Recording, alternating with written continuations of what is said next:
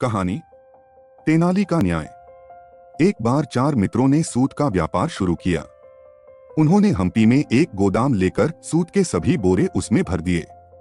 बस एक ही चीज उन्हें परेशान कर रही थी, वो थी चूहों की कतार। चूहे गोदाम में घुसकर उनके सूत को बर्बाद कर देते थे। काफी सोच विचार कर चारों मित्र एक बिल्ली खरीद लाए ताकि वह उन चूहों को मार खा जाए। बिल्ली बहुत काम की निकली। शीघ्र ही उसने गोदाम के सारे चूहे मार डाले। चारों मित्रों को उस बिल्ली से बेहद लगाव हो गया। उन्होंने उसके चारों पैर को आपस में बांट लिया। हर मित्र ने अपने हिस्से वाले बिल्ली के पैर के लिए खूबसूरत सोने के घुंघरू बनवाए और उसे पहना दिए। अब बिल्ली दिन रात गोदाम में छमछम करती घूमती। हर मित्र अपने हिस्से वाले पैर का बहुत ध्यान रखता। एक दिन बिल्ली एक चूहे के पीछे सूत के बोरे से कूदी। ऊपर से कूदने के कारण उसके एक पैर में चोट लग गई और वह लंगड़ाने लगी। मित्रों ने उसके पैर की मरहम लगा करके एक पट्टी बांध दी, परंतु वह पट्टी ढीली होकर खुल गई और बिल्ली के पीछे लंबी दूर तक घिसटने लगी। अब बिल्ली को क्या पता कि उसके पीछे पट्टी घिसटती आ रही है। बिल्ली घूमते घूमते पास ही जल रही आग के पास आई और फिर पलटकर चल दी। इसी बीच उसके पीछे लटकी पट्टी ने आग पकड़ ली। आग देखकर बिल्ली घबरा गई और सारे गोदाम में इधर उधर भागने लगी। इससे सूत की सभी बोरियों ने आग पकड़ ली। शीघ्र ही पूरा गोदाम लपटों में घिर गया और उसमें रखा सारा माल जलकर राख हो गया। चारों मित्रों ने बिल्ली का एक एक पैर बांट रखा था। जिसके हिस्से में बिल्ली का घायल पैर था, सारा इल्जाम उसी के सिर आ गया। बाकी के तीनों मित्र उससे अपना हिस्सा मांगने लगे और नुकसान की भरपाई करने के लिए बहस करने लगे। बेचारे चौथे मित्र ने उन्हें समझाने की बहुत कोशिश की, पर वे तीनों कुछ सुनने को तैयार ही नहीं थे। अंत में मामला राजा के पास पहुंचा। राजा कृष्णदेव राय ने दोनों पक्षों की बात बहुत ध्यान से सुनी, पर मामला इतना पेचीदा था कि उन्हें कोई हल नहीं सूझा। उन्होंने तेनालीराम को इशारा किया। तेनालीराम कुछ देर सोचता रहा, फिर बोला, बिल्ली के चोट खाए पैर का कोई कसूर नहीं है, क्योंकि उसे गोदाम में बाकी के 3 स्वस्थ पैर लेकर गए थे। इसलिए गोदाम में आग 3 स्वस्थ पैरों के कारण लगी है, न कि उस चोट वाले पैर के कारण। न्यायानुसार गोदाम में हुए नुकसान की भरपाई बिल्ली के 3 स्वस्थ पैरों के मालिकों को करनी चाहिए, न कि चौथे चोट लगे पैर के मालिक को। ऐसा आदेश सुनकर तीनों मित्रों की सिट्टी पिट्टी गुम हो गई। सारी चालाकी भूलकर वे राजा से दया की भीख मांगने लगे। राजा कृष्णदेव राय ने तेनाली के फैसले को सही ठहराते हुए तीनों मित्रों को कसकर डांट लगाई और उन्हें चौथे मित्र से माफी मांगने का आदेश दिया। कहानी यही समाप्त होती है, पर क्या तेनाली का न्याय सही था? कमेंट करके जरूर बताएं। अन्य शानदार कहानियों के लिए चैनल को सब्सक्राइब करें। कृपया लाइक करें और कमेंट करें आपको कहानी कैसी लगी। तेनालीराम की कहानी। चतुर व्यापारी। तेनाली हमारे समाज के 4 वर्णों ब्राह्मण, क्षत्रिय, वैश्य और शूद्र में सबसे ज्यादा होशियार और तेज दिमाग वाले कौन हैं और किस वर्ण के लोग सबसे सरल हैं? महाराज, वैश्य वर्ण के लोग अत्यंत चतुर और होशियार होते हैं, जबकि ब्राह्मण अत्यंत सरल व सीधे स्वभाव के होते हैं। तेनालीराम ने जवाब दिया।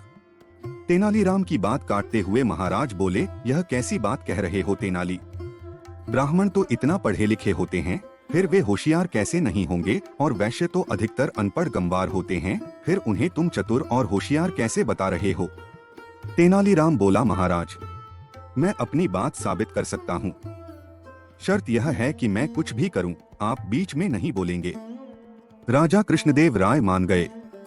एक हफ्ते बाद तेनालीराम राजगुरु तथाचार्य के पास गया और आदर से बोला, राजगुरु जी, महाराज ने आपकी छोटी मंगवाई है, क्या मैं इसे काट कर ले जाऊं? यह बात सुनकर राजगुरु परेशान हो गए।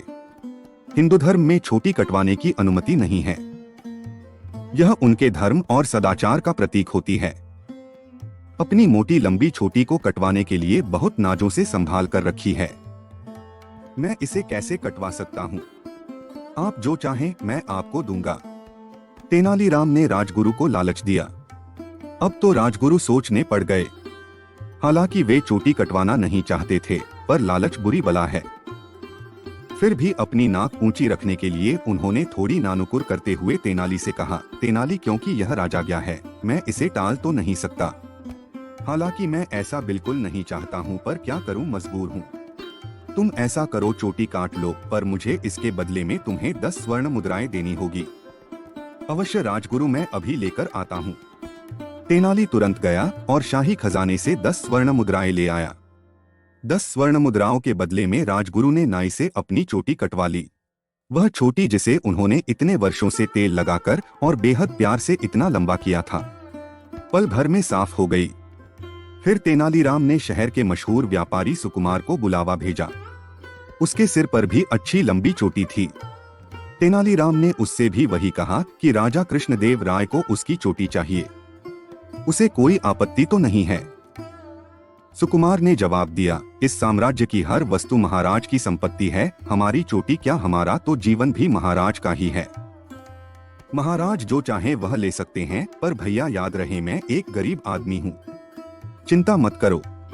तेनाली उसे आश्वासन देते हुए बोला, तुम्हें तुम्हारी चोटी की उचित कीमत मिलेगी, आपकी बड़ी कृपा है। परंतु सुकुमार कहते हुए चुप हो गया। तेनालीराम थोड़ा परेशान सा होते हुए सुकुमार से बोला, परंतु क्या, साफ साफ कहो। ऐसा है, अपनी इस चोटी के ही कारण मुझे अपनी पुत्री के विवाह में 10,000 स्वर्ण मुद्राएं खर्च करनी पड़ी। यह चोटी मेरी इज्जत का प्रतीक है। गए साल जब मेरे पिताजी का देहांत हुआ था तो उनके क्रियाकर्म पर 5,000 का खर्चा हुआ था, क्योंकि समाज में इस चोटी का नाम तो रखना ही था। तो भाई यह चोटी काफी कीमती है। सुकुमार ने अपनी चोटी पर प्यार से हाथ फेरते हुए कहा, इसका मतलब तुमने इस चोटी के लिए 15 स्वर्ण मुद्राएं खर्च की हैं। ठीक है, हम तुम्हें शाही खजाने से 15,000 स्वर्ण मुद्राएं दिला देते हैं। अब तो तुम अपनी चोटी दे दोगे? तेनालीराम ने पूछा। तेनालीराम ने सुकुमार को 15,000 स्वर्ण मुद्राएं दिला दिया। अब तो तुम अपनी चोटी दे दोगे? तेनालीराम ने पूछा। जब तेनालीराम ने सुकुमार को 15,000 स्वर्ण मुद्राएं की थैली थमा दी तो वह खुशी खुशी जाकर नाई के सम्मुख बैठ गया। नाई ने काटने से पहले सुकुमार के बाल गीले किए।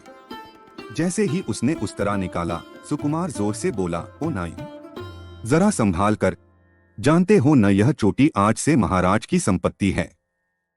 इसे इस प्रकार काटना जैसे कि महाराज कृष्णदेव राय की चोटी काट रहे हो।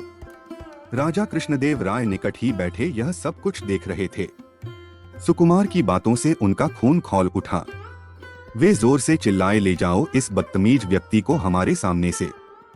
इस व्यापारी को उठाकर बाहर फेंक दो। सैनिक ने सुकुमार को उठाकर बाहर फेंक दिया। उसे थोड़ी चोट तो लगी, पर थैली में खन खनाती 15,000 स्वर्ण मुद्राओं ने सारा दर्द भुला दिया। कुछ देर बाद जब महाराज का क्रोध शांत हुआ तो तेनालीराम उनके पास गया और बोला, कहिए महाराज, कौन होशियार निकला? ब्राह्मण राजगुरु जिन्होंने मात्र 10 स्वर्ण मुद्राओं के लिए अपनी चोटी मुड़वा दी, या यह वैश्य व्यापारी सुकुमार जो आपसे 15,000 भी ले गया और अपनी चोटी भी बचा ली? अब महाराज के पास तेनालीराम की बात मानने के सिवाय कोई चारा नहीं था। अन्य शानदार कहानियों के लिए चैनल को सब्सक्राइब करें। कृपया लाइक करें और कमेंट करें आपको कहानी कैसी लगी। चलिए सुनते हैं तेनालीराम की कहानी। नए आयाम। एक बार राजा कृष्णदेव राय को काली खांसी हो गई। काफी इलाज करने के बाद भी खांसी जा नहीं रही थी। महाराज को खट्टी चीजें खाने का शौक था। वे भोजन के साथ खट्टा दही, खट्टा मट्ठा, आचार आदि अवश्य खाते थे। इन सब से उनकी खांसी बिगड़ती ही जा रही थी। वैद्यों ने राजा को कुछ दिनों के लिए खट्टे भोज्य पदार्थों से परहेज करने को कहा ताकि उनकी दी हुई दवा अपना असर दिखा सके, परंतु राजा ने उनकी एक न सुनी। थक-हार कर राजवैद्य ने दरबारी विदूषक तेनालीराम को बुलाया और उसे अपनी समस्या बताई। तेनाली ने राजवैद्य की बात सुनी और शीघ्र ही इस समस्या का समाधान करने का आश्वासन देकर चला गया।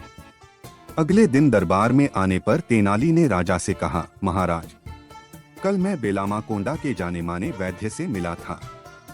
उनसे मैंने आपकी खांसी का जिक्र किया तो उन्होंने उसके लिए एक इलाज बताया है। उन्होंने आपको सब कुछ खाने की अनुमति दे दी है। आप अपना मनपसंद खट्टा भोजन भी कर सकते हैं। इसके बाद तेनाली ने अपनी जेब में हाथ डालकर एक दवा निकालकर राजा को दे दी। राजा ने कुछ दिन वह दवा खाई और साथ सी वे खट्टी चीजें भी खाते रहे। कुछ दिन पश्चात तेनाली ने राजा कृष्णदेव राय से पुनः उनकी तबीयत के विषय में पूछा। खांसी बढ़ी तो नहीं है, परंतु कम भी नहीं हो रही है। राजा ने बताया। तेनाली बोला, आप इस दवाई के साथ खट्टे भोज्य पदार्थ लगातार खा रहे हैं।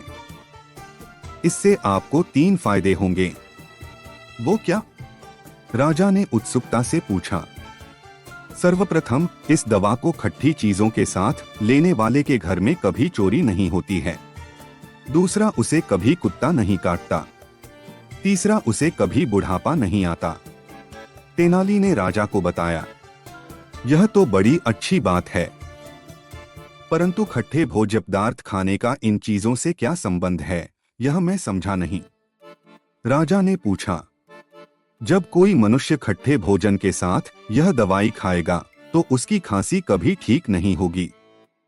वह दिन रात खांसता रहेगा तो उसके घर में चोर घुसने का सवाल ही नहीं उठता। खांसते खांसते एक दिन उसका शरीर कमजोर हो जाएगा तो उसे लाठी लेकर चलना पड़ेगा। उस लाठी के डर से कोई कुत्ता उसके नजदीक भटकेगा भी नहीं। इस प्रकार खांसी की बीमारी के चलते वह मनुष्य अपनी जवानी में ही चल बसेगा, तो बुढ़ापे का मुंह कहां से देखेगा? तेनाली ने महाराज को समझाया। तेनाली के शब्दों ने राजा कृष्णदेव राय को निरुत्तर कर दिया। वे तेनाली के शब्दों में छिपे गूढ़ अर्थ को भांप चुके थे। कुछ समय के लिए ही सही राजा ने खट्टे पदार्थों से तौबा कर ली और खांसी का सही इलाज करवाया। जल्दी ही वे बिल्कुल स्वस्थ हो गए। अन्य शानदार कहानियों के लिए चैनल को सब्सक्राइब करें। कृपया लाइक करें और कमेंट करें आपको कहानी कैसी लगी।